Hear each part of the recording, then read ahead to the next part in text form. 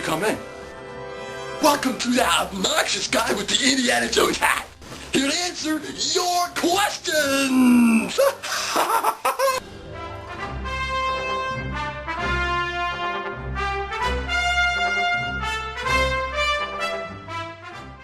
Now the first time, I had to answer 5 stupid questions imposed on me by that guy with the glasses.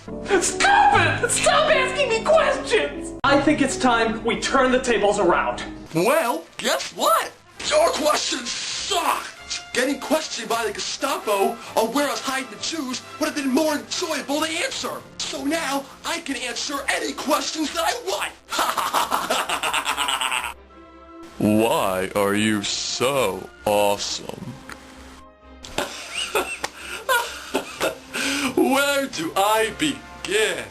Well, first off, take a good look at my face. Aren't you suddenly filled with an incredible rush of lust toward me? I thought so.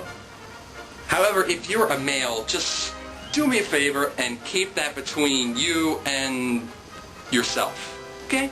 One very interesting thing about me is that I love computers. I'm a whiz in Java and a genius in HTML. And I also like to help people who are less fortunate than me. Less than / world hunger greater than. Yeah! I also consider myself as a connoisseur in pogs and hopscotch. Aren't I just amazing? I also like to collect things, like buttons, leaves, and mouse pads. I even have a mouse pad that has a mouse on it.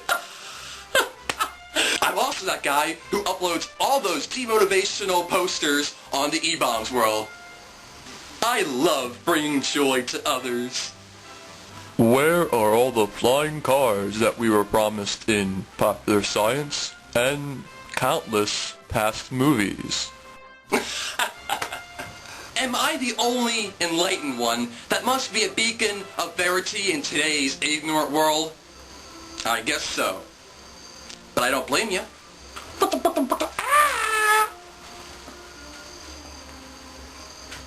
You see, the technology to create automobiles that are impervious to gravitational forces does exist today.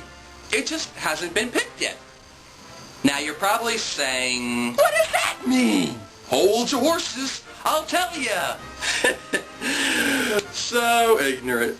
You see, United States government, run by such competent people like George W. Bush, and the geniuses in Congress, who course-gate intellect all throughout Washington, already has the technology for everything that could ever exist.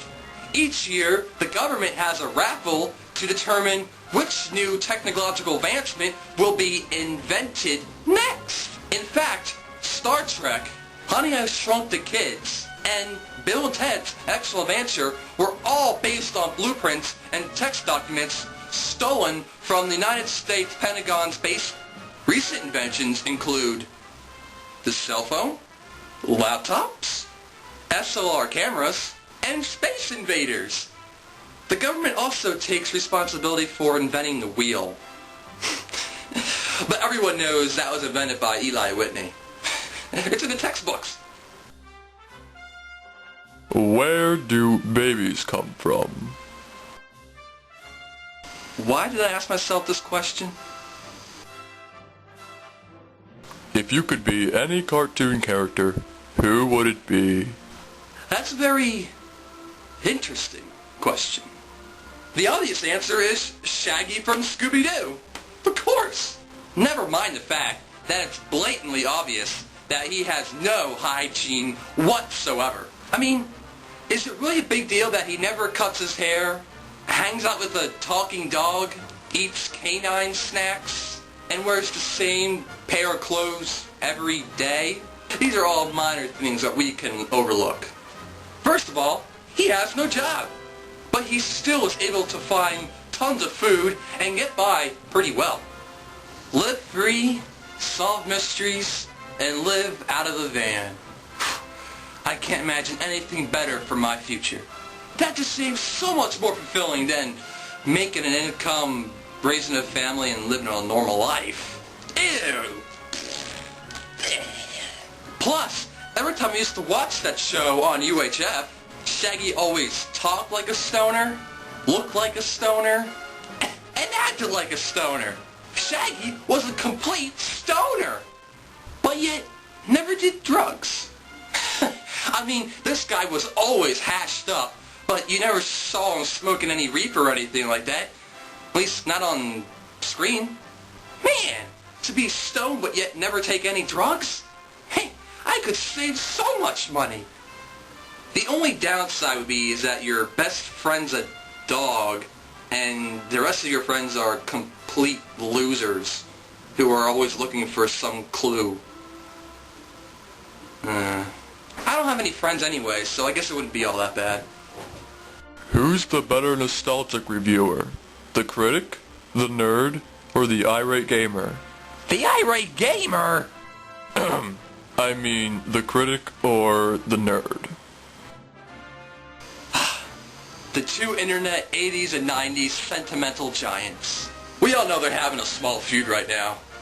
When you watch the Nostalgia Critic, it's like you're getting lectured. But the fact of the matter is, these comparisons keep coming and coming and coming. As both you and I know, there is no comparison. I am by far the greater talent. He's just sitting there in his stupid chair behind his stupid desk barking at you about his stupid movies that all coincidentally suck. Oh my god, this movie's gonna blow. Jeez, review a good movie once in a while. Come on! We're supposed to forget the crap that comes out of Hollywood. I don't want to remember that stuff. You call this entertainment? What's so funny about garbage? What? Hello, I'm Nostalgia Critic. I'll review it, so you don't have to. Shut up! You know, if I wanted to listen to some hothead sitting behind a desk lecturing me, I wouldn't have dropped out of college to pursue my grandfather's dream of breeding pine trees. But you know, I would take Nostalgia Critic over the Angry Video Game Nerd any day. Why, you ask? Because the Angry Video Game Nerd lives in New Jersey. Oh, everyone hold your nose! If you live in New Jersey, you are a moron. Why? Because only morons live in New Jersey. It sucks. You're a poopy head. New Jersey is as close as one can get to hell on earth. Mr. Angry Video Game Nerd, no wonder demons are attacking you. You live in hell. Good luck. Yeah. Who shot J.R.? Your mom! This is that obnoxious guy with the Indiana Jones hat, here to answer your questions! I live with depression every day of my life.